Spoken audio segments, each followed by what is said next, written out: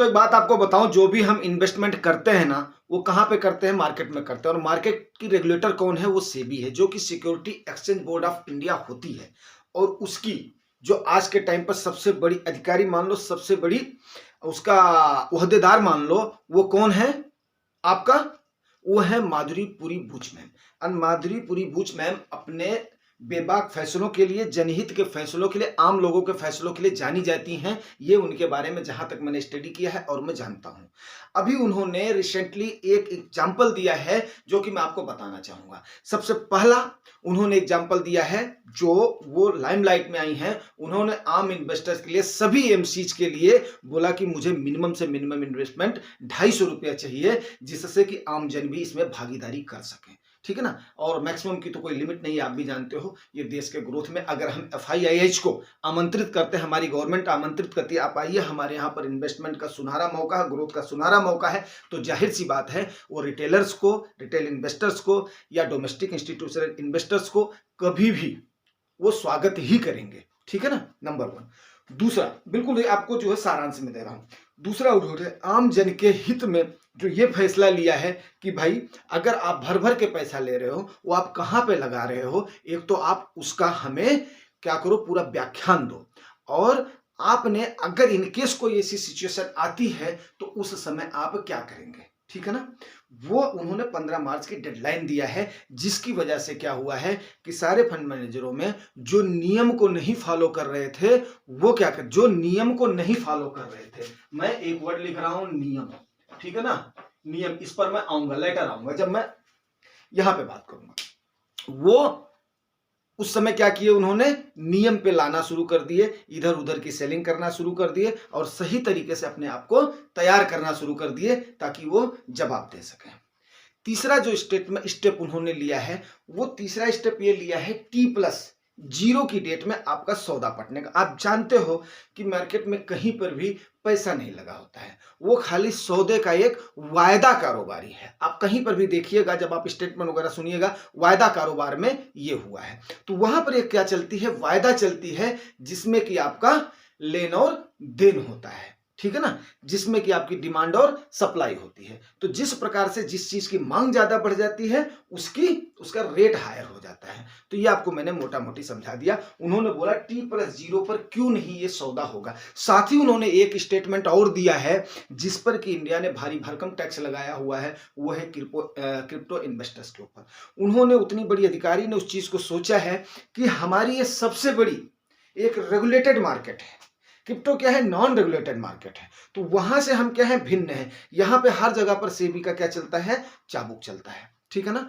तो लेकिन वहां पर उन्होंने कहा है कि हमें उस लेवल से अपने आप को तैयार करना है कि ताकि हमारी मार्केट, हमारे इन्वेस्टर्स, उनके बनस्पति पीछे ना रह जाएं, जिससे कि हमारा ग्रोथ मतलब नेशनल ग्रोथ हमारा उस पर कहीं ना कहीं आड़े आए। तो इन चीजों को आपको समझने की जरूरत है। अब जाहिर सी बात है, जो वहां पर भारत की हमारी ऐसी सोच है, चाहे जो भी मान लो, किसी भी कम्युनिटी का बंदा मान लो, कोई लोग मान लो, उनको जब एक दिशा से डाइवर्ट किया जाता है ना, तो वो अपने सर को ऐसे ऐसे ऐसे ऐसे करते हैं जब तक उनका कंधा बैलों के कंधे के जैसे गर्म नहीं होता है। ठीक है ना? जैसे बैलों के ऊपर आप लोगों ने तो मेरे ख्याल से बहुत कम व्यूअर्स होंगे जिन्होंने बैलगाड़ी हाँकी होगी, मैंने हाँकी है तो मुझे पता है, जब तक उसका कंधा गर्म नहीं होता, उस पर एक बढ़िया वो क्या बोलते हैं, मोटी परत नहीं बन जाती ना स्किड पर घिस घिस करके, तब तक वो ऐसे ऐसे करता है, वो चलना नहीं चाहता और नहीं चाहता। तो वही हमारे यहाँ पर है, जब तक उसको चाबुक नहीं पड़ती है तब तक लोग नहीं समझते हैं। तो उसको क्या किया, जो ऑपरेटर्स हैं, जिनको हम पंटर्स बोलते हैं, जो ये सोचते हैं कि हम बहुत बड़े जानकार हैं, देखो भैया, सरकार और सेबी से बढ़ करके तो कोई है नहीं, एमपी से बढ़ करके तो कोई है नहीं, बात तो उनको माननी पड़ेगी। उन्होंने क्या किया, सेंटीमेंट को थोड़ा सा खराब करने की कोशिश किया है कि ताकि वो अपनी बात को मनवा सके। ठीक है, वो उनकी बात है, चलेगी। तो आज का जो हमारा है मुद्दा है, हम इस पर बात कर लेते हैं, down side protection and mutual fund investment. इस पर आगे बढ़ने से पहले मैं आपको बताना चाहूंगा, मेरे एक व्यूअर ने बताया है कि पेटीएम से वो कर रहे थे और उनका कुछ ऐसा इसका डे का इशू आ रहा है। तो इन्हीं सारी डेज के इशू के लिए सेबी ऑलरेडी काम कर रही है, और इसी नियम को मैं बताने के लिए आपको मैंने प्रायः बताया था। आप मेरी बात को इसको सुने और थोड़ा ध्यान से सुने। एक बार मुझे भी आया था, यार मैं जीरोधा के थ्रू कर लेता हूं, किसी ने मेरे को बताया था कि यार जीरोधा जो है 0% इन्वेस्टमेंट पे करता है। फिर फिर मेरे दिमाग में ये बात स्टक करी, यार चाहे जीरोधा हो, चाहे पेटीएम हो, चाहे आपका क्या नाम है ग्रो हो, या जो भी ऐप हो, ये लोग जो है ना ऐसे प्लेटफॉर्म कहाँ से देते हैं। बाद में हमें कुछ समझ में आया, लेकिन यहाँ पर वो मेरा मंच नहीं है लेने के लिए। ठीक है, प्लेटफॉर्म देते हैं जो भी करते हैं, आम इन्वेस्टर जिनको जानकारी नहीं है या जो जुगानी टॉक्स से नहीं जुड़े हैं वो अपना कर सकते हैं, हमें कोई दो राय नहीं। लेकिन जो मैं हिमायती हूँ वो मैं रेगुलर फंड का नहीं, डायरेक्ट फंड का हिमायती हूँ, ताकि आपका बेनिफिट ज़्यादा से ज़्यादा हो सके।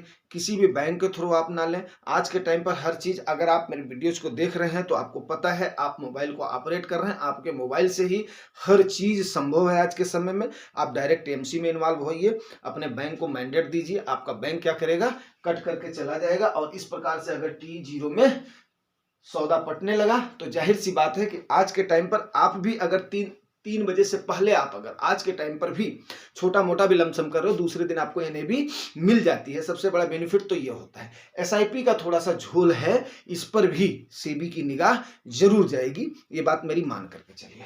अब बात कर लेते हैं सब्जेक्ट पर, क्योंकि वीडियो लंबा हो जाता है तो आप लोग बोर होने लगते हो। लेकिन उससे पहले मैं एक चीज जरूर बोलना चाहूंगा कि जुगानी टॉक्स के जितनी भी वीडियोज आप देखेंगे वो किस पे हैं, बेसिक और फंडामेंटल्स पे हैं। कभी भी मैंने ये कोशिश नहीं करी है कि मेरे ये इस टाइप के व्यूअर्स हैं, ये मेरे अल्फा व्यूअर्स हैं, ये मेरे ब्यूरो व्यूअर्स हैं, ये मेरा सिल्वर है, ये मेरा गोल्ड है, ये मेरा ये है, ये मेरा वो है। ठीक है ना, लोगों के लाइक करने का, लोगों के उसको रुझान बढ़ने का ये है कि मैं इसको आम जन के लिए जितनी भी, चाहे वो कितनी भी अहम जानकारी हो, मैं उसको आम जन के प्रोटेक्शन के लिए ही मेरा एम है उसको उन्हें बता देना। कोई भी ये नहीं करना है कि एक चंक दिखा दो उसके बाद में मेरे उस प्लान से जुड़ जाओ, मेरे उससे जुड़ जाओ, ये मेरा व्हाट्सएप नंबर है, ये मेरा ये नंबर है, ये मैं कभी नहीं बोलूंगा। तो धीरे धीरे आपको सब पता चल जाएगा। जैसे इस प्रकार का एक सिनेरियो आया था, या अभी भी क्या है, खतरे से हम लोग टले नहीं हैं, क्योंकि ये खतरा इसको नहीं कह सकते हैं, ये एक फेन्ना मिन्ना है। ये फेन्ना मिन्ना आएगा और जाएगा। हमें क्या करनी है, अपनी जर्नी को कंटिन्यू करनी है। भाई जर्नी में अगर हम चल रहे हैं तो हिचकोले तो आएंगे ना, हिचकोले आएंगे। अब हम अपने शॉक अब्जॉर्बर को हम कितना मजबूत करें। जब आपकी गाड़ी का सस्पेंशन वीक हो जाता है तो आप उसमें क्या क्या प्रिवेंटिव लेते हैं। शॉक अब्जॉर्बर के साथ साथ पूरे उसके बुशेस जितने होते हैं, रबर बुशेस होते हैं, कुशंस आपको हम बोल सकते हैं, उसको भी आप चेंज करते हैं ना। और भी आरामदेह के लिए आप अपनी सीट की जो कुशन है उसको बढ़िया से करते हैं। और भी आरामदेह होने के लिए गर्दन के पास भी आप अपने कार के एक लगवाते हैं ना, ताकि आपको झटका कम से कम लगे। तो हमारा एम है आपको वो सारे प्रिवेंटिव मेजर्स बताना, ताकि आप उन झटकों को देखो। रोड जैसी है वो तो रहेगी ही रही, जो चलना है वो तो चलेगी। तो उस जर्नी में आपको शॉक तो लगना ही लग। शॉक मतलब आपको जो उसका धक्का होता है, शॉक मतलब वो वाला शॉक नहीं, सदमा नहीं, जो आपका शॉक होता है वो आपको लगना ही लगना है। तो आपका जो शॉकर है, जो आपका शॉक एब्जॉर्बर है, वो एब्जॉर्बर आपको अपना मजबूत करना है। और उसके लिए आपको जुगानी टॉक्स को अगर जो भी आए हैं वो मुझे पता है वो पक्का लाभान्वित होंगे। तो अभी सबसे बड़ी बात कर लेते हैं डाउन साइड प्रोटेक्शन। अब आप देखिए, डाउन साइड प्रोटेक्शन पर मैं बार बार आपको बोल रहा था, आज के टाइम पर सेबी ने वही स्टेप लिया, एमपी ने वही स्टेप लिया कि आपका down side protection one of the best option है इन्वेस्टमेंट के लिए। डाउन साइड प्रोटेक्शन में जितने आपको प्रिवेंटिव मेजर्स बताए हैं वो मेजर्स आपने लेना है। इसके लिए मैं आपको एक चीज और बताऊंगा। जैसे मान लिया आपको 2 फंड सेलेक्ट करने हैं, फंड ए, ठीक है ना, एंड फंड बी। 2 फंड आपने सेलेक्ट करने हैं। फंड ए ने क्या किया है, अल्फा जनरेट किया है, जबरदस्त अल्फा जनरेट किया है बनस्पत की। फंड बी ये 0.5 या 0.1% से फंड ए आपका आगे निकल गया है। लेकिन जब आपने दोनों का एनालिसिस किया है तो गिरावट के समय पर आपका फंड ए क्या किया है, ज्यादा फॉल किया है रेदर देन फंड बी।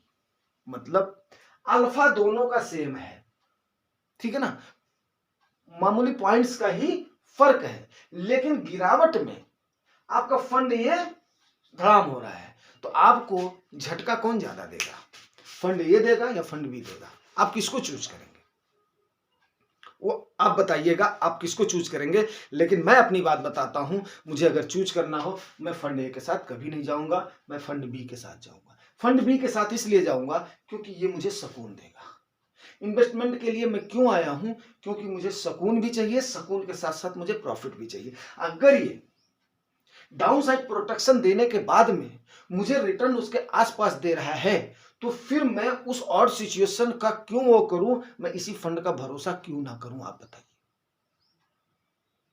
तो मैं उम्मीद करता हूं कि आप लोग भी जब फंड को सेलेक्ट करेंगे, 3 फंड 4 फंड करेंगे, उसका रिटर्न पक्का देखेंगे, प्लस उसका डाउन साइड पिछले वो समय में कब कब फॉल हुआ है वो आप पक्का देखेंगे। डाउन साइड प्रोटेक्शन अगर आप चेक करके, डाउन साइड प्रोटेक्शन मीन्स क्या है कि जैसे जो 65% की गाइडलाइन है सेबी की कि आप इतने में ही स्मॉल कैप मिड कैप में जाएंगे, पहला। दूसरा क्या है, 35% आप चाहे लार्ज कैप में जाएं, चाहे मिड कैप में जाएं, चाहे इक्विटी में जाएं, जिसमें भी आप जा सकते हैं उसमें जाएं, ठीक है ना। अभी क्या होता है कि कई सारे फंड मैनेजर क्या करते हैं, उसको 80% बढ़ा देते हैं, वो बढ़ा देते हैं, चर्निंग कर देते हैं लोग लुभावने के लिए। अब आपको मैं बताऊं, मेरे पास कितने सारे कमेंट्स आते हैं जो कि लोग बोलते हैं कि भैया मेरा फलाने फलाने 4 स्मॉल कैप में 5 स्मॉल कैप में, आखिर में क्यों? इसका मतलब क्या है कि आपको कहीं से ही आप टिप देख देख करके आप ले रहे हो, आपको समझ ही नहीं है। हाँ, जैसे एक सज्जन ने बोला था मैं तो अपना सारे का सारा स्मॉल कैप और उसमें डाल दिया, मिड कैप में डाल दिया हूं, अब उसके बाद में ठल्लू बन करके घूम रहे हैं। देखो तो मोटा सा चश्मा उनको लगा हुआ, एज उनकी इतनी है। इसका मतलब उन्होंने क्या हुआ, जुगानी टॉक्स को उन्होंने देखा ही नहीं। उन्होंने, वो मेरे सब्सक्राइबर नहीं है, व्यूअर नहीं है, मुझे उससे कोई एतराज नहीं है, ठीक है ना। न जाने कितने लोग अपना जो है उसमें लेकर के घूम रहे हैं, मुझे उससे कोई नहीं पड़ा है। लेकिन अगर आपका प्रोटेक्शन नहीं है, आप अगर टेंशन में हो, तो फिर मेरे व्यूअर का कोई फायदा ही नहीं है फिर। तो जाहिर सी बात है मैं आपकी क्यूरी को और कवर करना चाहूंगा, ठीक है ना, कि आप उसमें अगर आपका जैसे कल 1000 पॉइंट उठा है, थोड़ा सा आपका पोर्टफोलियो नॉर्मल में आता है, तुरंत आप अपनी बैलेंसिंग कर लें अपनी एज के मुताबिक, लार्ज मिड और इसको कर लें। उसमें से अगर आपका जैसे ही आपका नुकसान नहीं होता है, आप निकाल करके उसको सही तरीके से एलोकेट करें, तभी आप सुकून के साथ प्रॉफिट ले पाएंगे, अदरवाइज कोई भी फायदा नहीं है। सो आज का subject down side protection and mutual fund investment, उम्मीद करता हूं आपको अच्छे से समझ में आ गया होगा। डाउन साइड प्रोटेक्शन देखना बहुत ही जरूरी है, सेफ्टी देखना बहुत ही जरूरी है इक्विटी मार्केट में, तभी आप लोग सस्टेन कर पाएंगे, नहीं तो छोटी सी इसमें घबराहट आपको पक्का हो जाएगी। एज के मुताबिक आप लोग देखो, अगर आपको समझ में नहीं आता है, मैं आपको पर्टिकुलर फंड तो नहीं बताऊंगा, लेकिन किस टाइप का फंड, आप कितना फंड लें, ये आपके एज के मुताबिक, अगर हमें गोल और कार्पस और एसआईपी का अमाउंट आप बताएंगे अपनी एज के साथ, तो मैं डेफिनेट है आपको ये सलाह अवश्य दे दूंगा कि हाँ ठीक है, आप इस टाइप से ले लें, ताकि आपको मैक्स टू मैक्स प्रॉफिट के साथ मैक्स टू मैक्स सुकून मिल सके। वही ज्वाइन टॉक्स का उद्देश्य है। उम्मीद करता हूं जानकारी आपको अच्छी लगी होगी दोस्तों। अगर अच्छी लगी है तो रिवार्ड जरूर करना, रिवार्ड आपको पता है, like share subscribe. Thank you.